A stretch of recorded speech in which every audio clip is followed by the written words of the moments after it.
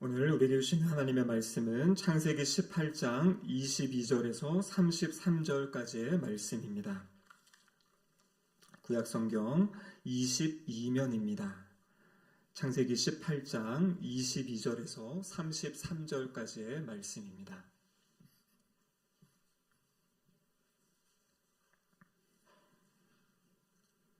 하나님의 말씀을 저와 한 절씩 교독하도록 하시겠습니다. 그 사람들이 거기서 떠나 소돔으로 향하여 가고 아브라함은 여호와 앞에 그대로 섰더니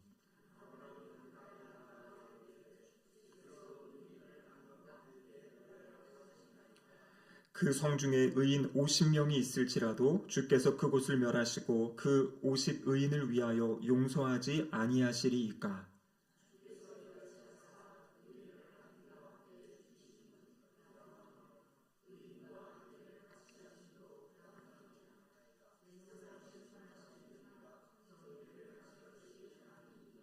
여호와께서 이르시되 내가 만일 소돔 성읍 가운데에서 의인 50명을 찾으면 그들을 위하여 온 지역을 용서하리라.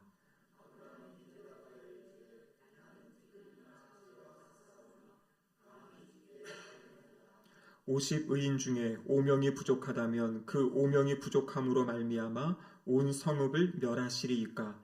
이르시되 내가 거기서 45명을 찾으면 멸하지 아니하리라.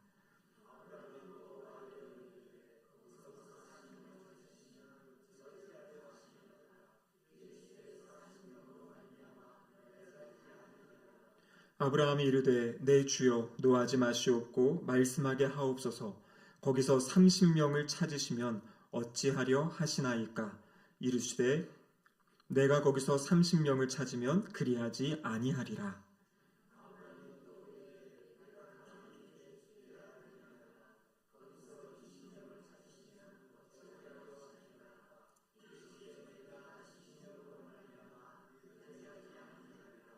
아브라함이 또 이르되 주는 노하지 마옵소서. 내가 이번만 더 아뢰리이다.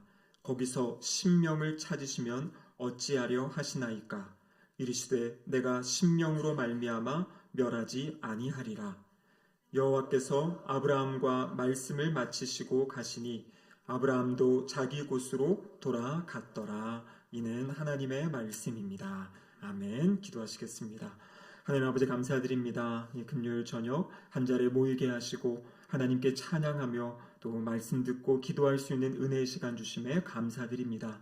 성령 하나님 이곳 가운데 친히 임재하여 주셔서 우리의 마음의 눈을 밝혀주시고 우리의 믿음이 새로워지고 자라가며 성장하는 시간 되게 하여 주시옵소서.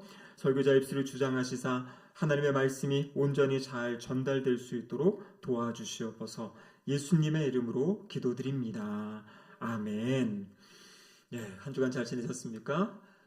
제가 보니까 이곳에 또 함께 예배 드리시는 분도 있고 온라인으로 또 참여하시는 분도 계신데요.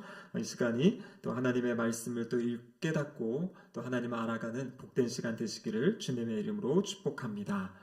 우리가 지난 시간에 이 중보기도 사역 첫 번째 시간을 가졌죠. 중보기도란 무엇인가 라고 했을 때 세 가지를 기억해야 됩니다. 첫 번째는 무엇이냐면 이 중보기도 사역이라는 것은 주님께서 우리에게 나누어 주신 사역이다. 그래서 주님이 하시는 그 사역을 우리를 동참할 수 있도록 허락하신 사역이라는 거죠. 두 번째는 무엇이냐면 우리의 사역에 있어서 가장 먼저 해야 돼. 우선순위가 있는 사역이 바로 중보기도 사역이다라는 것입니다. 마지막 세 번째로는 놀라운 상을 주시겠다고 약속하신 그러한 사역입니다. 기도를 통하여서 개인의 삶이 변하고 우리의 가정이 회복되어지고 또 세상이 변화되어주는 그 거룩한 영향력이 시작되고 출발하는 것이 바로 이 중보기도이고 또 그 은혜, 그 상을 주시겠다고 우리에게 약속하신 그러한 사역입니다.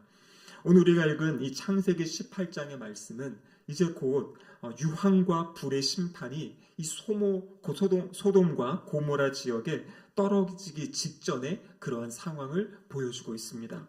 한 도시, 한 민족의 운명을 붙잡고 기도하고 있는 한 사람, 지금 그분이 누굽니까? 바로 아브라함이 그 기도하는 그 모습을 오늘 본문이 우리에게 보여주고 계시죠. 그래서 오늘 우리는 이 시간 이 아브라함의 이 기도하는 모습을 통해서 오늘 이 시대 우리의 이 깨어진 조국, 이 사회의 또 불확실한 어떠한 내일의 이야기들, 또 우리 교회 앞에 놓여진 아주 커다란 이 선교의 과제들, 그리고 우리의 가정들의 깨어짐, 또 사람들의 참 고달프고 힘든 이 고난의 짐을 지고 있는 이 시대에 이 아브라함과 같은 이 중보 기도자들이 많이 세워져야 될 줄로 믿습니다. 여기 있는 저와 우리 성도님들이 바로 그러한 중보 기도자로 살아가시기를 주님의 이름으로 축복합니다. 어떤 분들은 그렇게 이야기하시죠. 아니 지금 내 기도하기도 바쁘고 내 기도할 시간도 없는데 왜 이웃을 위해 기도해야 됩니까? 이렇게 또 이야기하시고 생각하시는 분도 있습니다. 오늘 본문 창세기 18장 27절에 보면 이렇게 기록되어 있어요. 아브라함이 대답하여 이르되 나는 티끌이나 재와 같사오나 감히 주께 아뢰나이다. 나는 티끌과 같고 재와 같은데 제가 감히 주께 아뢰입니다 라고 이야기하는데요. 여기 감히 아뢰다, 이 감히라는 단어에는 두 가지의 의미를 지금 포함하고 있습니다.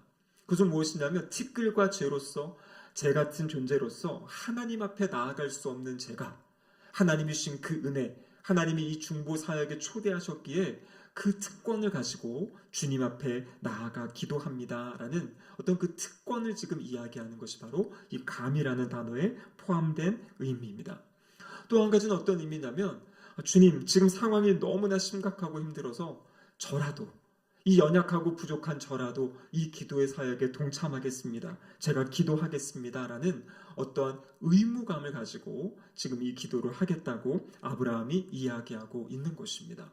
이 중보기도의 사역은 우리 성도들에게 주신 특권이기도 하고 또 성도들이 감당해야 될 의무이기도 한 그것이 바로 중보기도 사역이다라는 것입니다. 그래서 오늘 설교 말씀의 제목이 중보기도의 특권과 의무 이렇게 되어 있는데요. 오늘 이 두 가지의 말씀을 조금 더 살펴보도록 하겠습니다. 첫 번째, 이 중보기도는 성도의 특권이라는 것이에요. 여러분, 특권이라는 것이 무엇입니까? 아무나 할 수 없는 것이에요. 특별히 하나님이 부르신 사람, 하나님이 허락하신 사람만 할 수 있는 사역, 그것이 바로 중보기도 사역이다라는 것이에요. 여러분, 인간이 할 수 있는 최고의 특권이 무엇이겠습니까? 그것은 바로 하나님 앞에 나아가는 것이에요. 죄된 인간, 하나님 앞에 나아갈 수 없는 우리 인간이 예수 그리스도의 그 십자가의 은혜로 거룩하신 하나님 앞에 나아갈 수 있고 하나님 앞에 우리의 소원을 아릴 수 있는, 하나님 앞에 그 용서와 자비를 구할 수 있는 그러한 존재, 이것이 바로 하나님이 우리에게 허락하신 특권이다라는 것입니다. 이 중보기도의 시작은 하나님과의 만남으로 시작되는 것이에요. 그래서 오늘 본문 22절에 보면 이렇게 되어 있죠. 그 사람들이 거기서 떠나 소돔으로 향하여 가고 아브라함은 여호와 앞에 그대로 섰더니, 여호와 하나님 앞에 지금 아브라함이 서 있습니다. 이어지는 말씀 뭐라고 되어 있습니까? 아브라함이 가까이 나아가 이르되 주께서 의인을 악인과 함께 멸하려 하시나이까. 지금 아브라함은 여호와 하나님 앞에 서는 특권을 받았어요.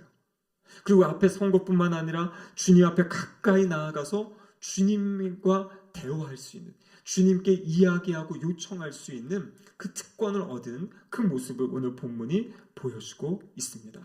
근데 아브라함은요, 이렇게 하나님 앞에 나아갈 수 있는 그 특권을 어떤 자신의 유익이라든지 자신의 만족을 위한 어떠한 간구를 한 것이 아니라 바로 지금 위기에 빠져 있는 그 이웃을 위해서 하나님께 탄원하고 기도하고 있는 그러한 모습을 보여주고 있습니다. 여러분, 성경을 보면요, 어떤 한 사람이 자신의 민족을 대표해서 어떤 왕 앞에 나아갔던 그러한 사건들이 있어요. 우리가 잘 알고 있는 이 바사왕 아하수에로 앞에 나아갔던 사람이 누굽니까? 바로 이 바사의 왕비였던 에스더죠. 에스더. 그래서 자신의 민족이 하만의 계략에 의해서 모두 다 진멸당하고 몰살당할 상황에서 그 죽음을 무릅쓰고 내가 죽으면 죽으리라 하면서 그 앞에 왕 앞에 나아가서 자신의 민족을 구해달라고 살려달라고 이야기했던 어떤 그러한 모습이 있습니다. 또 이 바사왕 아닥사스다 왕 때는요, 당시에 술 맡은 관원장이었던 바로 느헤미야, 자신의 고국이 이 성벽이 없어가지고 끊임없이 이방민족으로부터 짐승들로부터 어려움을 당한다는 소식을 듣고 왕에게 제가 돌아가서 총독으로 가서 그 성벽을 재건하기 원합니다 하면서 그 왕에게 또 자신의 그런 소원을 아랬던 그런 모습들을 보여주고 있는 것이죠. 여러분, 인간도요, 어떤 권세가 있는 사람, 능력 있는 사람 앞에 나아가서 그것을 구할 때 그 사람이 어떠한 일들, 도움을 주는 그런 경우가 있어요. 근데 우리가 기도하는 대상, 우리가 나아가서 간구하는 그분은 바로 하나님이세요. 우주 만물을 창조하셨고 지금도 이 세상을 다스리고 통치하시는 그 위대하신 하나님 앞에 나아가서 기도할 수 있다. 우리의 소원을 아뢰 수 있다. 여러분, 이것만큼 큰 특권이 없다라는 것입니다. 여러분, 우리가 기도를 생각할 때 가장 먼저 생각해야 될 것은요, 이것은 하나님이 나에게 주신 은혜이고 특권이다.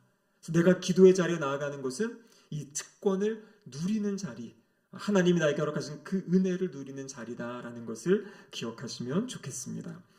출애굽기 32장에 보면 또 한 사람의 이 기도자가 등장합니다. 출애굽기 32장의 상황은 이제 모세가 하나님과의 만남을 위해 시내산으로 올라갔는데요. 이 백성들이 우리를 애굽에서 인도해낸 그 신을 좀 우리에게 보여달라, 만들어달라. 그때 아론이 사람들로부터 이 금을 받게 되고요. 그래서 그것을 가지고 어떻게 합니까? 송아지를 만들어요. 왜냐하면 이게 이집트에 있을 때 이집트 사람들이 송아지를 섬겼었거든요. 그래서 그 형상을 만들어 놓고 그 앞에서 춤추고 그 앞에서 자신들이 하는 어떤 예배 행위들을 했던 그 장면. 그때 하나님께서 어떻게 하십니까? 너무나 화가 나셨죠. 그래서 모세에게 뭐라고 말씀하셨냐면, 내가 이 백성들을 다 진멸하고 너로부터 새로운 큰 나라를 시작하겠다. 모세에게 그렇게 이야기하십니다. 그러니까 하나님은 정말 그 이들이 그 시내산에서 맺었던 그 출애굽기 24장의 그 언약했던 그 언약이 얼마 지나지 않아서 깨어져 버리는, 이들이 그 언약을 파기했기 때문에 하나님도 이들을 그냥 진멸하라고 했던 아주 절체절명의 그 위기의 순간이 이 출애굽기 32장에 나와 있는 상황입니다. 근데 그때 모세가 어떻게 합니까? 하나님 앞에 나아가서 기도하면서 이 백성의 죄를 용서해 달라고 하나님께 간구합니다. 그래서 거기다 뭐를 더 이야기합니까? 만약 그렇게 하지 않으신다면 하나님께서 이 기록한 책에서 제 이름을 지워주세요, 이렇게 이야기하면서, 그러니까 하나님의 그 생명책에 기록된 자신의 이름을 지워달라고까지 이야기하면서 이 백성을 용서하여 주시고 이 백성에게 다시 기회를 달라고 기도하는 그러한 모세의 모습을 성경은 기록하고 있습니다. 하나님께서 모세의 기도에 응답하셨습니다. 그래서 그들을 진멸하시겠다고 하신 하나님께서 그들에게 새로운 기회를 주십니다. 그래서 모세를 앞세워서 약속의 땅, 가나안 땅으로 갈 수 있는 그 은혜를 주시고요. 그러면서 무엇을 또 이야기하시냐면, 그런데 내가 너희와 함께 가지는 않겠다, 이렇게 말씀하세요. 그 말씀이 어디 있냐면 출애굽기 33장 3절의 말씀인데요. 같이 한번 읽어보겠습니다. 너희를 젖과 꿀이 흐르는 땅에 이르게 하려니와 나는 너희와 함께 올라가지 아니하리니 너희는 목이 곧은 백성인즉 내가 길에서 너희를 진멸할까 염려함이니라 하시니. 지금 하나님이 화가 단단히 나신 상황입니다. 약속하신 것이 있고 모세의 그 기도를 들으셔서 당장 진멸하지 않겠다 하셨는데 이 백성의 모습을 보니까 이 목이 뻣뻣하다, 무슨 말이에요? 교만한 거죠. 이 교만한 이들의 모습을 보니까 내가 함께 가다가는 참지 못하고 이들을 다 진멸할 것 같다. 오늘 보니까 너희를 진멸할까 염려함이다, 이렇게 되어 있죠. 그러니까 이 백성의 모습을 보니까 내가 함께 가다가는 내가 이들을 진멸할 것 같아서 함께 가지 않겠다, 이렇게 지금 말씀하고 계셨어요. 근데 그때 모세가 다시 또 하나님께 기도합니다. 그 기도의 내용이 출애굽기 33장 13절의 말씀인데요. 같이 한번 읽어보겠습니다. 내가 참으로 주의 목전에 은총을 입었사오면 원하건대 주의 길을 내게 보이사 내게 주를 알리시고 나로 주의 목전에 은총을 입게 하시며 이 족속을 주의 백성으로 여기소서. 그러니까 주님께서 안 가신다고, 함께 가지는 않겠다, 너를 통해서 인도하겠지만 함께 가지 않겠다고 했을 때 모세의 기도는 무엇입니까? 정말 제가 은총을 입은 자라면 하나님, 저와 이 백성과 함께 해주세요, 함께 가주세요라고 다시 기도하는 것이에요. 처음에는 용서를 위한 기도만 했는데 이제는 하나님, 용서받은 거 거기서 멈출 수 없습니다. 하나님이 저희와 함께 해주셔야지만 이 백성이 살아날 수 있습니다 하면서 하나님께 함께 해달라고 기도합니다. 그 기도의 응답이 출애굽기 33장 14절 이어지는 말씀에 나오는데 하나님 이렇게 말씀하세요. 내가 친히 가리라. 내가 너를 쉬게 하리라. 그러니까 하나님께서 지금 모세의 기도를 들으시면서 하나님의 마음을 바꿔가시는 그 모습을 성경이 우리에게 보여주고 있습니다. 용서는 하지만 내가 함께 가지 않겠다라고 했지만 모세가 하나님 저에게 은총을 주세요.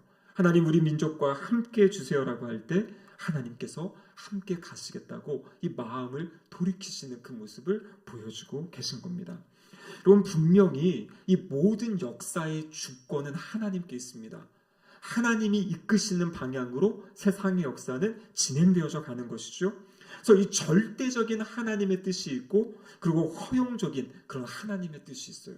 그래서 무엇이냐면 절대적인 하나님의 뜻은 인간이 어떻게 하든 하나님은 그것을 이루어 가시는 거예요.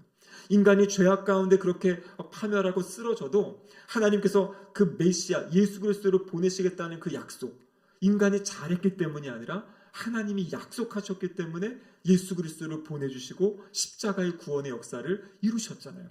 그것은 어떠한 인간의 어떤 기도로 아니면 인간의 어떤 잘잘못으로 바뀔 수 있는 것이 아닌 것이에요.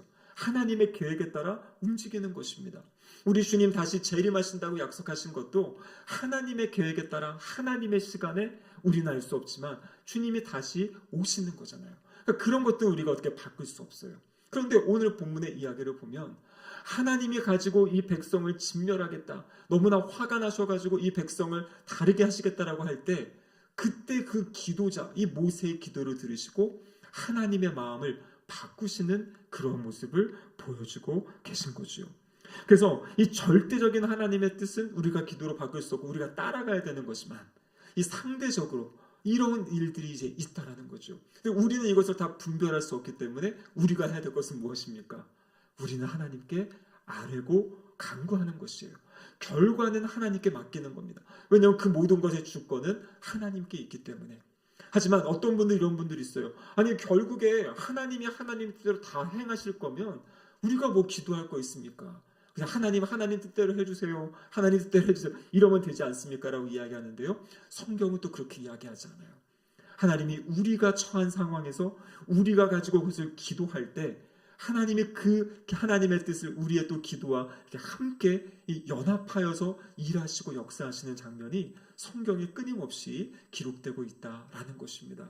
그래서 우리는 우리가 할 수 있는 우리가 가지고 있는 그 마음 또 하나님의 그 뜻 그것을 분별하면서 하나님께 기도하는 그러한 은혜 그런 특권을 누리는 삶을 살아가야 된다라는 것이죠. 이 중보기도의 특권을 성경에 보면 이 제사장의 특권이랑도 또 연결하는 것을 보게 됩니다. 제사장의 역할이 무엇입니까? 이 구약의 제사장은 이 하나님과 인간 사이에서 제사를 돕는 사람이었잖아요. 그렇죠? 제물을 가지고 나오면 그 피를 뿌리고 제물을 태우면서 하나님께 나아가는. 그리고 그 지성소 안에는요. 대제사장 혼자 들어가서 이스라엘 백성 전체의 죄를 가지고 하나님께 피를 뿌리며 용서를 구하고 하나님의 음성을 들었던. 그래서 인간과 하나님 사이에서 그 중요한 역할을 감당했던 사람들이 바로 제사장입니다.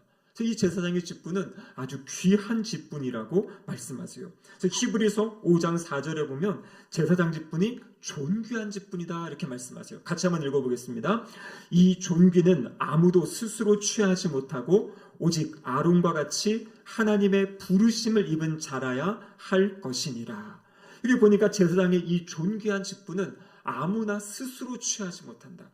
예전에 이 구약의 북이스라엘, 특별히 여로보암이 다스릴 때 그때 큰 잘못이 무엇입니까? 하나님이 아론의 자손, 그 후손만 제사장이 될 수 있다고 했는데 여로보암은 어떻게 했습니까? 그냥 하고 싶은 사람들 모여라. 그래서 그들을 제사장으로 세우고 또 다른 곳에다가 제단을 만들어 놓고 예배드려 제사했던. 그래서 하나님을 섬긴다고 자기는 얘기하지만 자기 뜻대로 자기 생각대로 잘못된 방법으로 했던 그런 모습이 있죠. 근데 여기서 보면은 이 존귀한 직분은 스스로 취할 수 있는 것이 아니라 하나님께 부름받은 사람이 취할 수 있다. 그런데 이 신약 시대 예수 그리스도가 오신 이후에 제사장은 누구라고 이야기했습니까? 그렇죠. 예수님이 대제사장이 되시고 그리고 누가 제사장이에요? 목사님이 제사장입니까? 목사가? 아니에요. 물론 맞죠. 근데 성경에 말하는 것은 모든 성도들. 왜냐하면 모든 성도들은 어떤 사람들입니까? 내가 예수님 믿겠다고 해서 믿게 된 게 아니거든요. 하나님이 먼저 우리를 불러주신 거잖아요. 불러주셔서 그 복음을 듣게 하시고 복음의 말씀을 믿게 하시고 우리가 하나님의 자녀 삼아주신 거잖아요.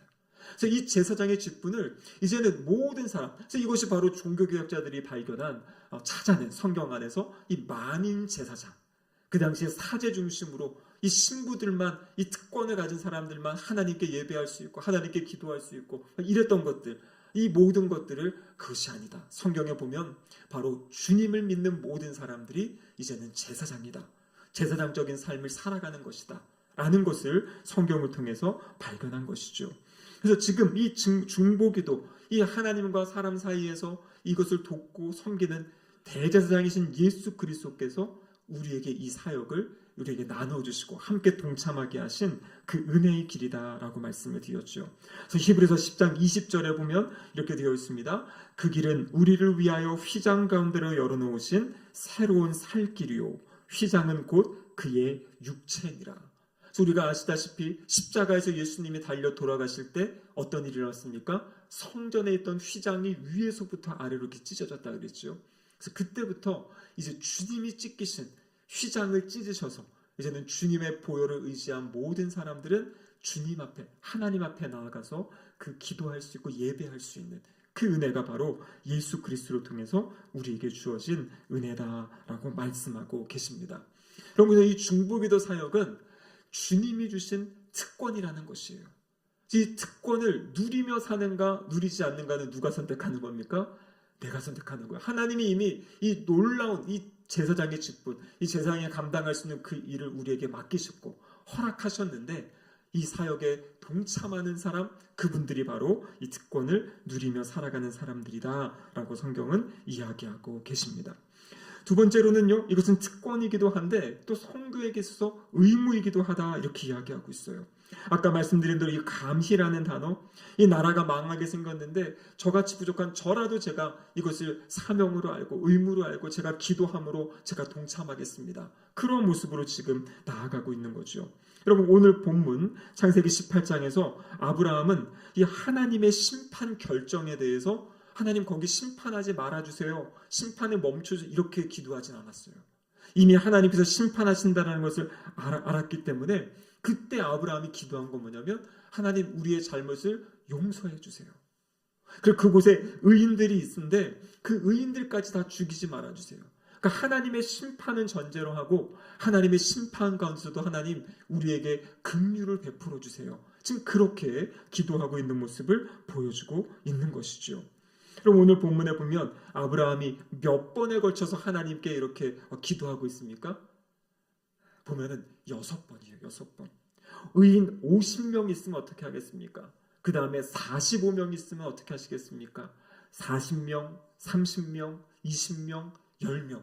그러면서 지금 하나님께 계속 기도하는 거죠. 그래서 마지막 아까 기도할 때 뭐라고 되어 있습니까? 주님, 제가 2번만 더 아뢰리이다. 자기도 계속 하나님께 아뢰면서 그러면서 하나님, 제가 2번만 마지막으로. 그러니까 여기에 얼마나 그 간절한 마음이 담겨 있는지를 보여주고 있고요. 아브라함이 하나님 앞에서 이렇게 간절하게 그 사람들, 거기에 있는 의인들의 구원을 위해서 간구하는 그러한 모습을 보여주고 있는 것입니다. 여러분, 우리가 너무나 잘 알고 있는 이 사무엘 선지자의 유명한 고백이 있죠. 사무엘상 12장 23절 말씀 같이 한번 읽어보겠습니다. 나는 너희를 위하여 기도하기를 쉬는 죄를 여호와 앞에 결단코 범하지 아니하고 선하고 의로운 길을 너희에게 가르칠 것인지.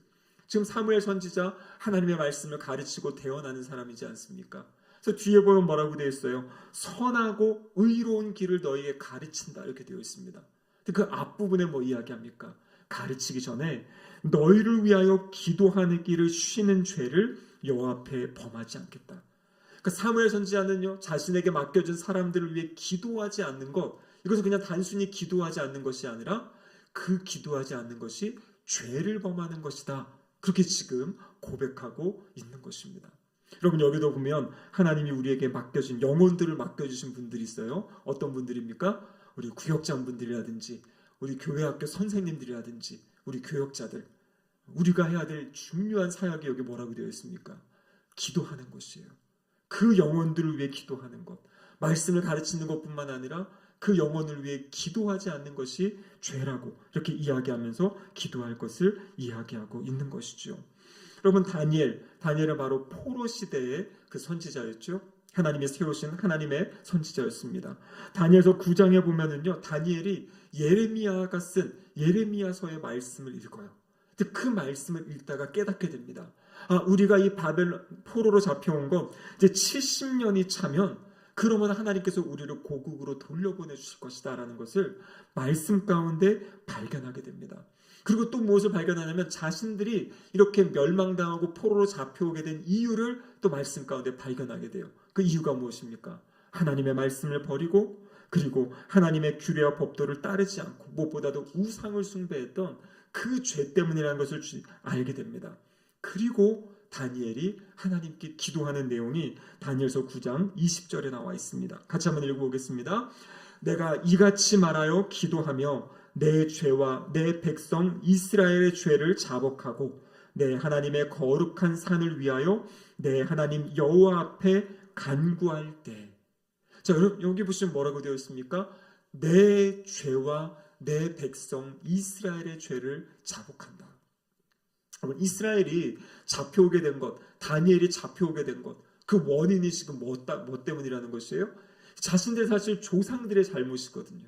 근데 지금 다니엘은 뭐라고 이야기하냐면 그들이 잘못한 거 용서해 주세요. 그게 아니라 하나님, 제가 잘못했습니다. 우리 민족이 잘못했습니다. 그러니까 지금 이 민족의 그 처한 상황, 여건을 보면서 주님, 이것이 저의 잘못입니다. 그러니까 자신을 그 안에 포함시키고 나에게도 책임이 있다라는 그 마음을 가지고 기도하고 있는 그러한 모습을 보여주고 있는 것이죠. 그러면 아까 전에 우리가 살펴본 이 금송아지 사건 이후에 모세의 기도함으로 하나님께서 그 마음을 바꿔가시는 그 여정을 보여줬죠. 그런데 여러분, 그 에스겔서 22장에 보면 완전히 이 다른 상황의 모습을 보여줍니다. 이 상황은 같았는데요, 이 중보자, 기도자가 없어서 어떠한 일이 일어난지를 보여주고 있어요. 에스겔서 22장 30절 같이 한번 읽어보겠습니다. 이 땅을 위하여 성을 쌓으며 성 무너진 데를 막아서서 나로 하여금 멸하지 못하게 할 사람을 내가 그 가운데서 찾다가 찾지 못하였으므로. 그러면 지금 여기서 나가 누굽니까? 나로 하여금 멸하지 못하게 할 사람을 내가 찾다가 찾지 못했다. 여기 나가 누구예요? 하나님이에요. 하나님. 하나님께서 정말 모세처럼 이 민족을 심판하려 할 때 이것을 위해 용서를 위해 기도하고 하나님께 나올 사람을 찾았는데 찾지 못했다 이렇게 이야기하고 계세요. 그러니까 이 성 무너진 데를 막아서는 사람, 그 사람을 보지 못했다. 이렇게 지금 말씀하시는 모습을 보여주고 있습니다.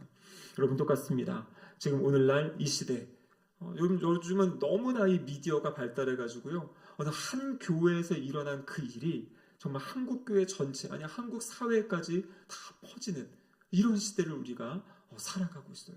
그러니까 어느 한 교회의 잘못이 그냥 한국 교회 전체의 어떤 모습을 막 드러내는 것 같기도 하고, 또 수많은 사람들이 그것에 대해서 또 막 이야기하고 막 서로 깎아내리고 서로 비난하고 막 이러한 모습들, 이 안타까운 모습들을 보여주고 있습니다. 그래서 점점 요즘은 전도가 문제가 아니라 교회 안에 있는 사람들이 실망하고 교회를 떠나가는 것이에요. 세상에서도 그렇게 하지 않는데 세상보다 더 권위적이다. 그럼 요즘에 젊은 사람들이 제일 싫어하는 게 뭐냐면 이 권위적인 것이에요. 합리적으로 이성적으로 상황을 판단해서 무엇이 함께 하는데 공동체를 세우고 좋은 것인가를 이것을 함께 이제 합의해가지고 찾아가야 되는데 위에서 내가 이러니까 이거 따라 해라. 이거 해야 된다. 그럼 이러면은요, 요즘 세상에도 그러면은 직장 안 다니잖아요. 요즘 사람들은 직장 상사가 그런 얘기하면 그냥 나 안 간다고 그러고 다른 데로 이직해버립니다. 근데 교회 안에서 여러분 그렇게 일을 하면요, 젊은이들이 교회에 나오질 않아요. 다 떠나가는 것이에요. 그래서 지금 가장 큰 문제들이 교회 안에서 자라왔던 사람들이 교회를 떠나서 가난한 성도들. 교회 갔더니 막 다른 그런 것들, 부수적인 것들 갖다 우리 너무 힘들게 한다 해가지고 그냥 나 온라인으로 예배드리고 온라인으로 헌금하고 나 그냥 그렇게 신앙생활 할 거다. 그래서 지금 문제는 전도가 안 되는 것 문제뿐만 아니라 수많은 젊은 사람들이, 특히 청년 세대, 이 3040 세대들이 교회를 떠나가고 있어요. 오래 신앙생활했던 사람들이 실망하고 마음의 상처를 입고 교회를 떠나가고 있어요. 그래서 우리가 이것들을 함께 잘 바라보면서 이르시되 하나님, 우리가 정말 함께 기도하면서 우리 한국교회를 더 세워가야 되고, 그렇죠? 또 우리 한국교회 주신 이 사명을 통해서 열방을 섬기고 또 하나님 나라를 세워가는 그런 일에 우리 교회가 정말 함께 할 수 있도록, 그리고 우리 한국 땅 지금까지 참 큰 은혜를 주셔가지고 정말 수많은 선교사님들이 지금 해외 나가 계시잖아요. 근데 지금 계속 하는 얘기가 이어받을 분들이 없어요. 선교에 헌신하겠다, 목회자가 돼서 헌신하겠다라고 하는 이 다음 세대가 지금 일어나지 않고 있어요. 그래서 우리가 이것을 위해서도 끊임없이 기도해야 됩니다. 그래서 이 땅에 하나님의 사역자들이 세워지고 여기 마가설자들이, 성 무너진 데는 마가설자들이 계속 세워질 수 있도록, 그리고 그것이 누가 돼야 됩니까? 여기 있는 저와 우리 성도님들이 돼야 됩니다. 다른 사람들이 어떻게 한다 못한다 이게 중요한 게 아니라 내가 그럼 어떻게 하고 있는지, 하나님이 주신 이 특권을 내가 어떻게 누리고 있고 또 하나님이 맡기신 의무를 내가 어떻게 감당하고 있는지 우리 각자의 모습을 바라보시면서 하나님, 정말 저 때문에 우리 공동체가 살고 저 때문에 우리 나라와 민족이 살 수 있도록 제가 부족하고 연약하지만 하나님 맡기신 이 귀한 사역, 이 기도의 사역을 제가 잘 감당하겠습니다. 하나님 저를 도와주세요라고 기도할 때 하나님께서 우리 여기 계신 우리 모든 성도님 한 분 한 분들을 사용하실 줄로 믿습니다. 그래서 그것을 통해 정말 하나님 나라를 세워가는, 하나님 나라를 이루어가는 우리 모두가 되기를 주님의 이름으로 축복합니다. 아멘. 기도하시겠습니다.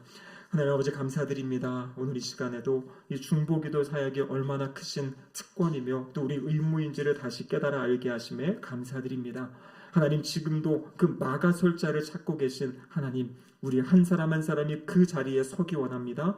우리의 삶을 통해, 우리의 기도를 통해 우리의 가정이 아름답게 세워져 가고 우리의 교회와 또 우리의 직장과 일터의 자리가 이 나라와 민족이 거룩하게 세워져 가는, 하나님이 기뻐하시는 하나님의 나라를 세워가는 우리 모두가 될 수 있도록 도와주시옵소서. 예수님의 이름으로 기도드립니다. 아멘.